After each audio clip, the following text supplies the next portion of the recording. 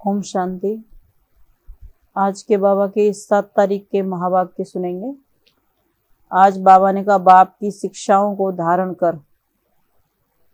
बाबा ने कहा गुणवान फूल बनना है। और बाबा ने कहा जितना गुणवान बनेंगे उतना ज्ञान बढ़ेगा, उतनी ही रोशनी अंदर आत्मा के अंदर आएगी। तो जब बाबा ने कहा ज्ञान की रोशनी आएगी तो क्या होगा? सदा हर्षित रहेंगे। और बाबा ने कहा सदा हर्षित रहेंगे तो चलते फिरते भी सेवा कर सकते हैं। बाबा ने कहा त्रिकालदर्शी देवताएं कौन है? बाबा ने कहा उनको अलंकार देते हैं लेकिन वो त्रिकालदर्शी नहीं है। तो त्रिकालदर्शी कौन है? बाबा ने कहा ब्राह्मण हो, क्योंकि ब्राह्मणों को ही तीनों कालों का ज्ञान है कि आदि में हम क्या थे और मध्य में हम क्या बने और अंत में हम क्या बने।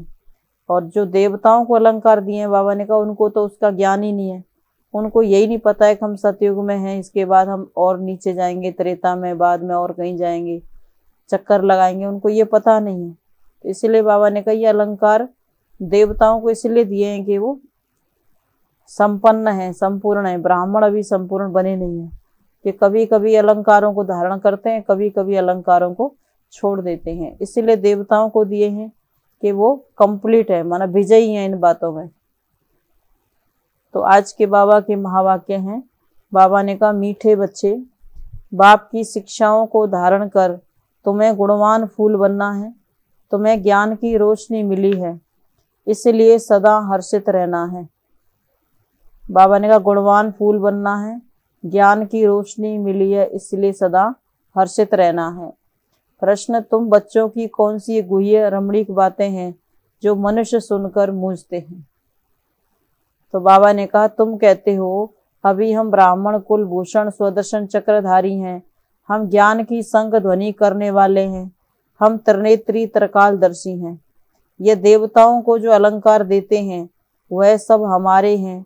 यह बातें सुनकर मनुष्य मूझते हैं। तुम कहते हो बाप सम्मुख से जो नॉलेज देते हैं यह शंख ध्वनि है।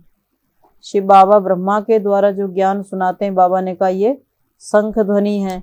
इससे हम मनुष्य से देवता बनते हैं। इसी को ही मुरली कहा जाता है, काठ की मुरली नहीं। बाबा ने कहा यह भी बहुत गुह्य रमणीक बातें है, ज्ञान की मुरली, लेकिन बाबा ने कहा दिखाया है काठ की, कृष्ण बंसी बजाते हैं। तो ये बहुत गुह्य रमणीक बातें हैं जिसे समझने में मनुष्यों को मुश्किल लगता है। गीत यही बहार है इस दुनिया को भूल जाने की। ओम शांति। मीठे मीठे ईश्वरीय संतान जानते हैं कि हमारे लिए सबसे ऊंची बहार की यह मौसम है। बाहरी मौसम में फूल आदि सब खिल जाते हैं। यह है बेहद के बाहर की मौसम। तुम पर ज्ञान की बरसात होती है तो सूखे कांटे से तुम फूल बन जाते हो।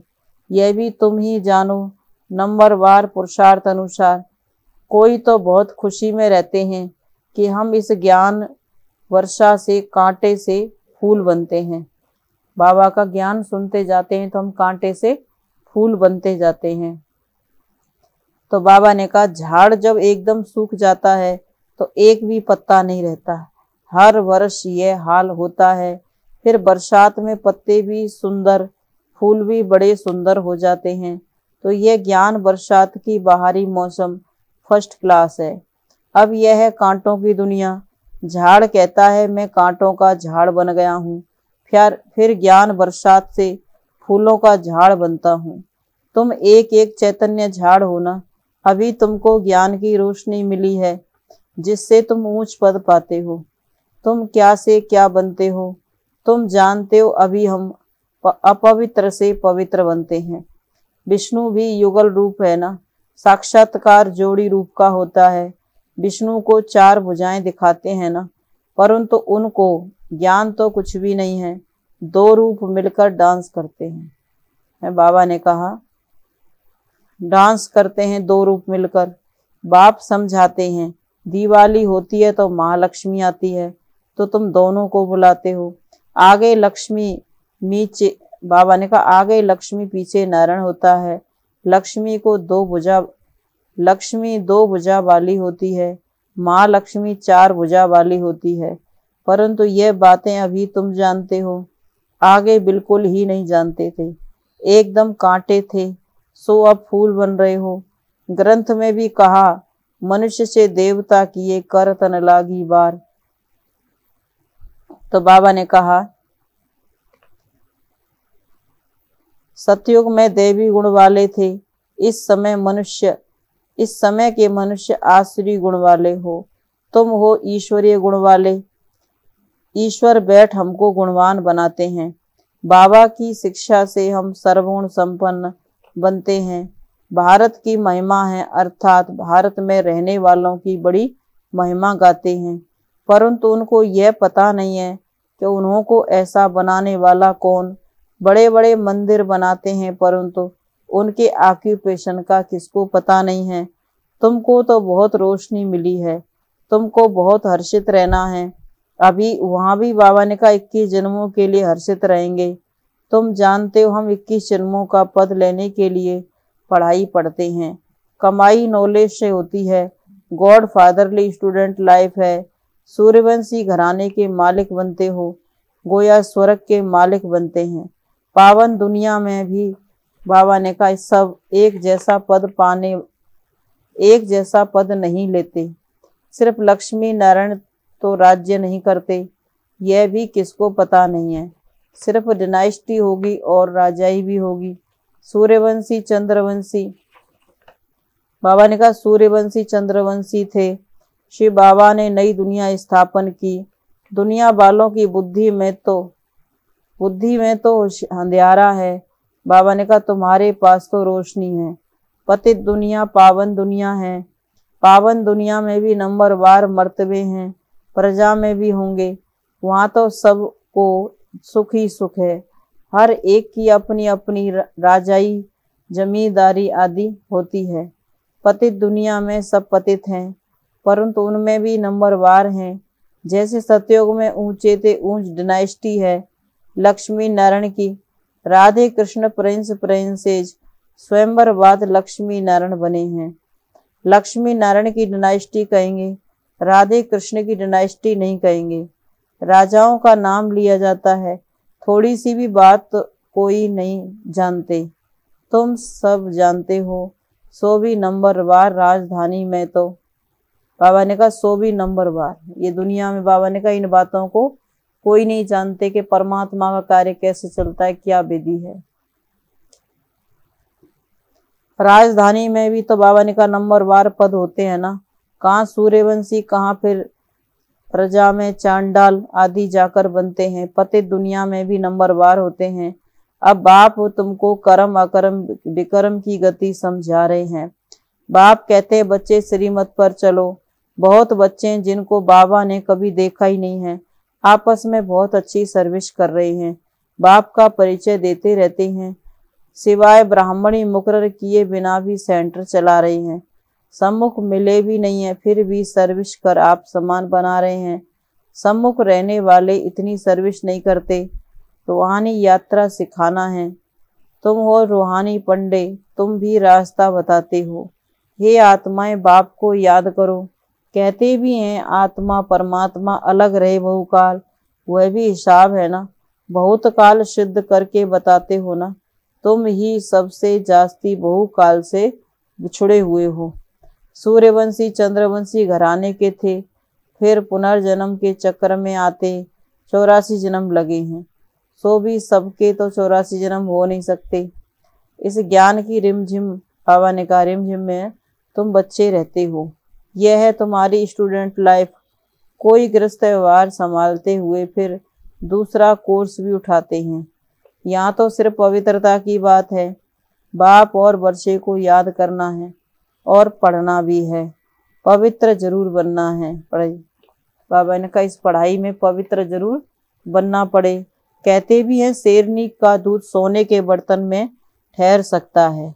बाप भी कहते हैं पवित्रता के बिगर धारणा नहीं हो सकती। इसलिए बाबा कहते हैं इस काम महाशत्रु को जीतो। तुम पवित्र बनो, मेरे को पहचानो, तब तो मैं बुद्धि का ताला खोलूं। जब तक पवित्र ब्राह्मण कुलभूषण नहीं बनेंगे तो धारणा भी नहीं होगी। तुम ब्राह्मण कुलभूषण स्वदर्शन चक्रधारी हो और कोई समझ न सके। मनुष्य समझते हैं कि स्वदर्शन चक्रधारी तो देवताएं हैं, यह फिर कौन निकले जो कहते हैं कि हम ब्राह्मण कुल भूषण स्वदर्शन चक्रधारी हैं। इन बातों को तुम बच्चे ही समझते हो, ये बड़ी गुह्य रमणीक बातें हैं। नॉलेज की बाबा ने कहा शंख ध्वनि भी तुम करते हो, देवताएं तो नहीं करते। वह तो शिव बाबा की शंख ध्वनि सुनकर देवता बनते हैं। शिव बाबा तो है ही नॉलेजफुल, परंतु उनको शंख कैसे देंगे? नॉलेज तो जरूर किसी के मुख के द्वारा देंगे ना, उनको ही मुरली कहा जाता है। बाबा जो ज्ञान सुनाते हैं उनको ही मुरली कहा जाता है, बाकी कोई काठ की मुरली नहीं है, बरोबर ज्ञान की मुरली बज रही है। मनुष्य तो समझते हैं ये पूजा भक्ति आदि परंपरा से चली आती है, परंतु परंपरा से तो कोई चीज चल न सके। कहते भी है ना, ये रक्षाबंधन आदि परंपरा से चले आते हैं। अच्छा, परंपरा कब से, यह तो बताओ। क्या परमात्मा ने, बाबा ने कहा परंपरा भी कब से चली, ये तो बताओ। क्या परमात्मा ने पतित दुनिया रची? तो बाबा ने कहा वो तब फिर उनको पतित पावन क्यों कहते हो? पढ़ाई की बात रोज बुद्धि में आनी चाहिए, मुख खोलने की प्रैक्टिस करनी चाहिए। तुम तो बहुतों को समझा सकते हो, अपनी उन्नति के लिए प्रबंध रचना है। जैसे बाबा सबको रास्ता बताते हैं, हमको फिर औरों को रास्ता बताना है, तब तो बाप से वर्षा पाएंगे। बाकी बाबा ने कहा धम चक्कर मचाने से तो वर्षा पा नहीं सकते, इधर उधर घूमने से, बाबा ने कहा चक्कर लगाने से वर्षा पा नहीं सकेंगे। बाप को बहुत रहम आता है, कितना समझाते हैं परंतु तकदीर में नहीं है। कितने रत्न मिलते हैं, रत्नों का भी विस्तार बहुत होता है, रत्नों में भी फर्क पड़ जाता है। कोई की कीमत लाख रुपए होती है तो बाबा ने कहा कोई की फिर 1 रुपया होती है। यह भी अविनाशी ज्ञान रत्न है जो धारण कर और कराते हैं। तो बाबा ने कहा तो कितना ऊंच पद पाते हैं। बच्चों के मुख से सदैव रतन ही निकलने चाहिए। बुद्धि समझती है परंतु मुख से नहीं बोलेंगे तो उनकी वैल्यू क्या होगी? जो मेहनत करेंगे, आप सामान बनाएंगे तो फल भी बहुत मिलेगा। ये सर्विस करना और सिखलाना भी कम सर्विस है क्या? तुम्हारी बुद्धि में अब रोशनी आ गई है। सबसे बड़ा साहूकार कौन है? तो बाबा ने कहा 10-12 नाम ले लेते हैं। तुम भी जानते हो इस ड्रामा में मुख्य कौन कौन है। परमपिता परमात्मा Shiv creator, director, principal actor है। ऊंचे से ऊंच शिव बाबा, फिर है सूक्ष्म वतन, स्थूल वतन वासी। ये सब बातें अब बाबा ने कहा अभी तुम जानते हो। लाखों वर्ष कल्प की आयु नहीं है, कल्प की आयु 5000 वर्ष है। मनुष्य मात्र को कितने घोर अंधियारे में, बाबा ने कर खुद मनुष्य मात्र कितने घोर अंधियारे में लाखों वर्ष कह देते हैं। तुम अब अज्ञान अंधियारे से निकल कितनी रोशनी में आए हो। कोई तो विशाल बुद्धि झट समझ जाते हैं, आत्मा तो है ही स्टार मिशल। भ्रकुटी के बीच में बड़ी चीज तो ठहर न सके। जरूर ऐसी चीज है ना जो इन आंखों से देखने में नहीं आती। शुरू में अखंड ज्योति तत्व कहते थे, शुरू में स्टार कहें तो समझ न सके। सारी नॉलेज एक दिन में थोड़ी दे देंगे। बाबा ने कहा धीरे धीरे चलते रहेंगे, ज्ञान सुनते रहेंगे तो समझ में आ जाएगा। एक दिन में थोड़ी सारा बता देंगे। दिन प्रतिदिन गुह्य बातें बाप सुनाते हैं। ज्ञान सागर से अथाह ज्ञान धन मिलता है। जब तक जीना है तब तक ज्ञान अमृत पीते रहना है, पानी की बात नहीं। ज्ञान सागर से ज्ञान गंगाएं निकलती हैं, वह तो पानी का सागर है। कहते हैं गंगा अनादि है, यह स्नान आदि चलाता है। तुम देखते थे बच्चियां ध्यान में जाती थीं तो गंगा जमुना नदी में जा कर के रास विलास करती थी। यहाँ तो डर लगता है कि डूब न जाएं, वहाँ तो डूबने की कोई बात ही नहीं रहती, कभी एक्सीडेंट नहीं हो सकता। तो यही बहार है जबकि तुम कौड़ी से हीरा अथवा पतित से पावन बनते हो। पावन दुनिया बनेगी ही, जरूर पतित दुनिया का विनाश होगा।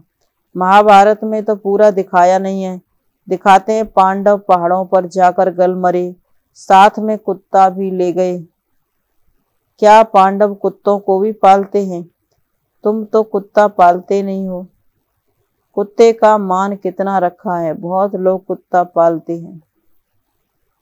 बाप तुम बच्चों को समझाते हैं कि तुम बच्चों को बहुत हर्षित रहना है। तुम्हारे पर नित्य ज्ञान वर्षा हो रही है।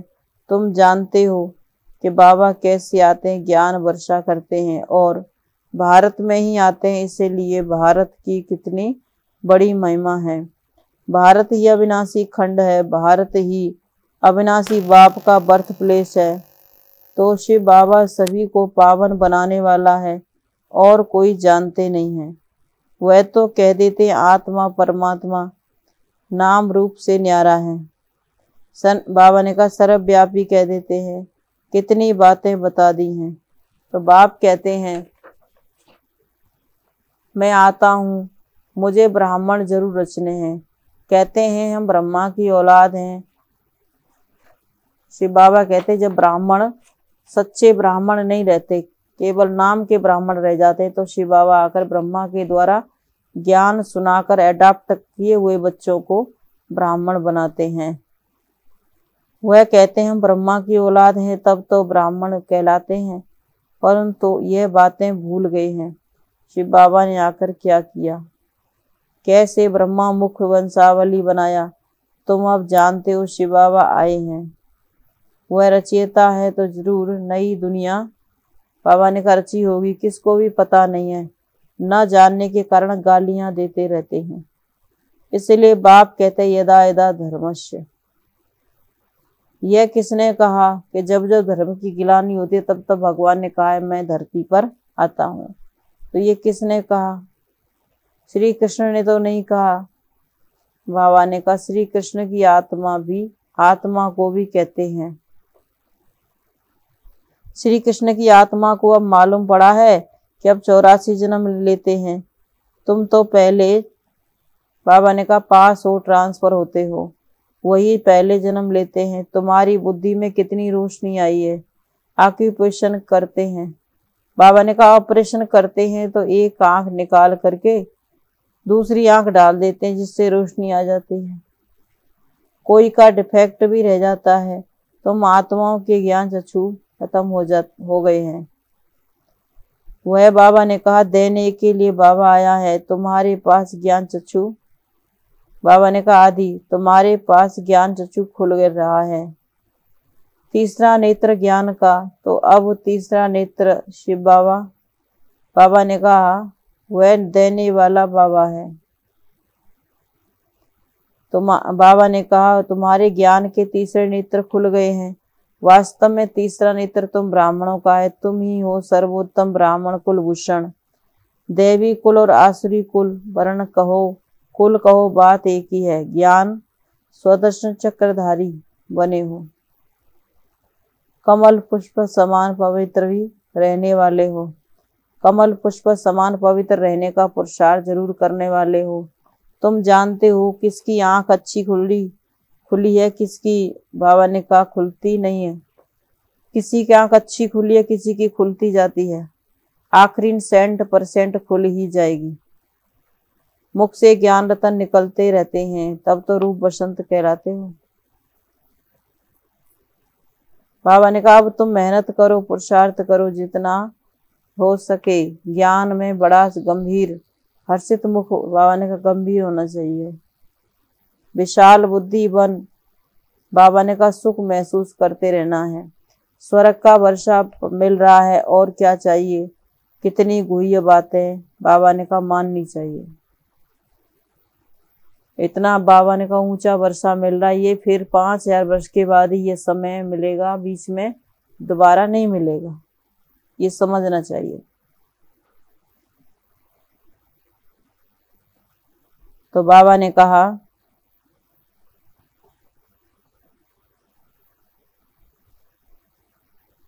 कितनी खुशी मनानी चाहिए। अच्छा मीठे मीठे सिक्के लदे बच्चों प्रति माता पिता बाप दादा का याद प्यार, गुड मॉर्निंग। रूहानी बाप की रूहानी बच्चों को नमस्ते। हम रूहानी बच्चों की रूहानी माता पिता बाप दादा को गुड मॉर्निंग और नमस्ते बाबा, नमस्ते। आज बाबा ने वरदान दिया है, धन कमाते अथवा संबंधों को निभाते हुए और बाबा ने कहा दुखों से मुक्त रहने वाले।